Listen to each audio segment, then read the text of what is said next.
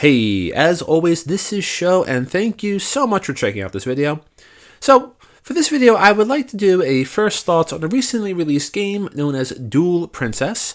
Now, I'm not too sure how many other outlets are going to cover this, given sort of, I guess, the content of the game and its nature, but nonetheless, I'm here to talk about it because, honestly, there's some really nice parts about it, and some other parts are probably not so nice. Anyway, so for the first thoughts video, obviously I'm just going through a bit of my hot takes here. Let's talk a bit about the gameplay. The gameplay is actually really addictive. I really enjoy it. Basically, the game describes itself as a defensive roguelike, and it's essentially a tower defense game. So you'll have your base on the left side, your enemies on the right. You have this regenerating crystal kind of bar gauge that you'll use to summon cards in a deck that will bring your units onto the field. Now, naturally, for this sort of thing, you have a weapon triangle that you play into, but this actually is really, really cool, at least for me, because there are a lot of different units you have access to. Each princess sort of has her own play style, and I guess, for example, the first princess you'll play as, Barbara, she's kind of a fiery, adventurous brute. So her magic skill, or her main skill, is to increase attack and critical rates and critical damage for the units on the field. So her specialized units are more like berserkers and dark knights, whereas her friend Clara is a bit more refined, and her abilities deal with putting more cards into your hand to play quicker. So a lot of her unique units focus on that aspect. That is to say, bringing more cards into your hand and playing them faster. So it's really interesting to see how each princess has their own sort of play style and mechanics. So building a deck that maximizes their abilities is really, really fun, and I really enjoyed that. So that gameplay loop is great. Talking about visuals and performance, I really enjoy the visuals. They're very vibrant. I love the chibi art style that they use for the tower defense sections because it's actually quite detailed and very nicely presented. And the actual anime aspects, or the anime design they used for the visual novel parts or the dialogue parts, is really, really detailed and really nicely colored. I enjoy the vividness of it all, and for that was really attractive to me. Now, performance, I had no major issues playing it at all, though there are some, I guess, English grammar points, a few missing letters, actually. And there's this weird thing where Clara's name is spelled with a C on her name tag, but everyone who speaks to her uses K rather than C, so there's a bit of an inconsistency there, but I'm not going to kind of fault that much when English is not your first language.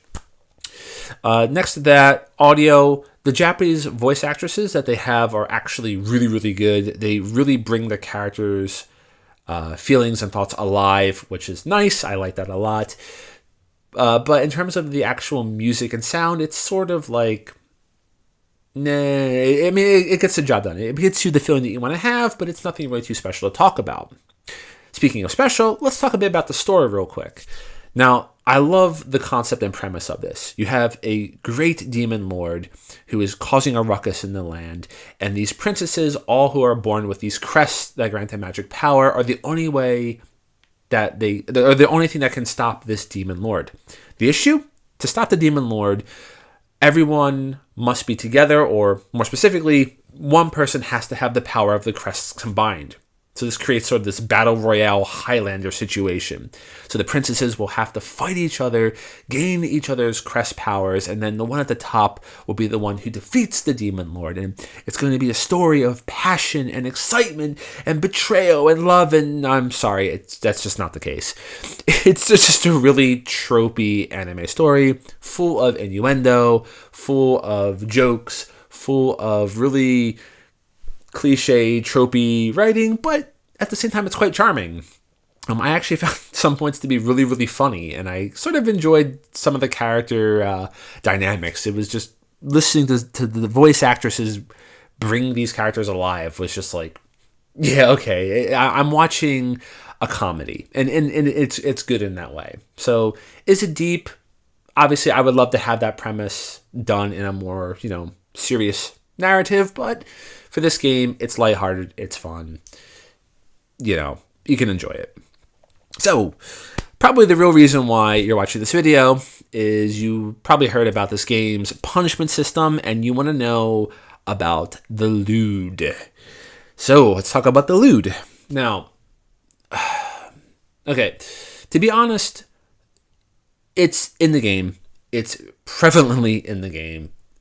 The sections have a lot of points that I'll maybe discuss in a little bit here. So it's there, whether you like it or not, support it or not, it's there. So take that in consideration when taking this game into purchase.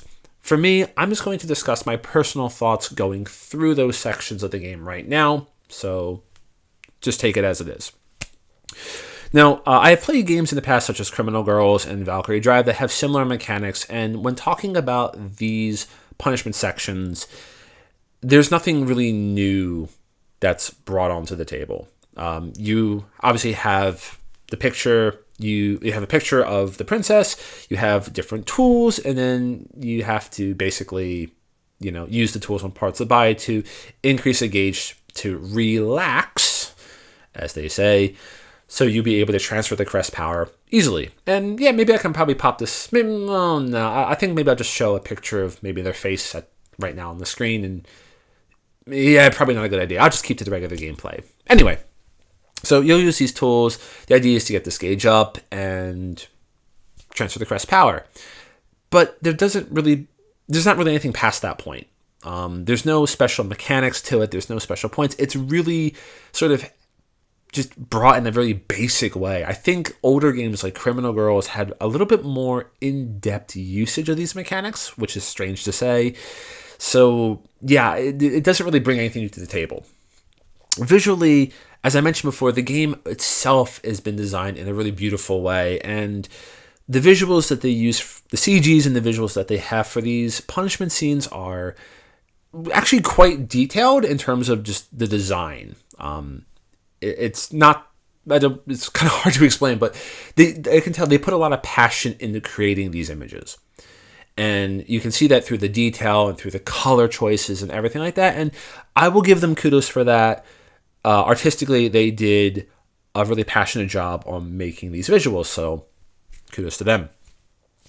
As for, I guess, past that, as for the one major thing that really kind of irked me with this is that despite your feelings on the punishment mechanics or these sort of things in these kind of games, frequency is a big point to consider. Now, games like Criminal Girls and like Valkyrie Drive, from my memories, these were distanced kind of nicely. You weren't. It was sort of a reward, but it served a purpose in a sort of satirical way. I have to say, in 1 hour of playing this game, I had done this dang minigame at least 4 times. And it's so quick. And for me, I really enjoyed the core gameplay mechanics I talked about, that tower defense. I wanted to do more of that tower defense, but I just kept do the boss battle, and then bam, you get the punishment section. And it ended up coming to the point where I was actually getting frustrated and annoyed doing these sections, where I was basically just like, all right, press the key button so I get that 1 heart, and then just quickly spam the object so I can rush through it and move on to the actual part of the game I wanted to play, which was that strategy section there. So yeah, it's there. The images are very provocative. Lots of, I guess, like partial skinship, if you want to call it that. So do be warned, there are provocative images in this game. So take it as you will. Now, I guess that's all I want to talk about for the first thoughts. I don't want to make this too long. So let me know in the comments down below if this is a game you're thinking about picking up, or if you have any questions about it. I'll be happy to elaborate more in the comments section. And yes, obviously there is some potentially controversial matter regarding this game. So yeah, be respectful in the comments if you have any opinions on this. Just let's be civil about it, right? So with that said, if you liked the video, please be sure to like and subscribe. I always appreciate that. It's how I get your love. And yep, this is Show, and I'll catch you next time. Cheers.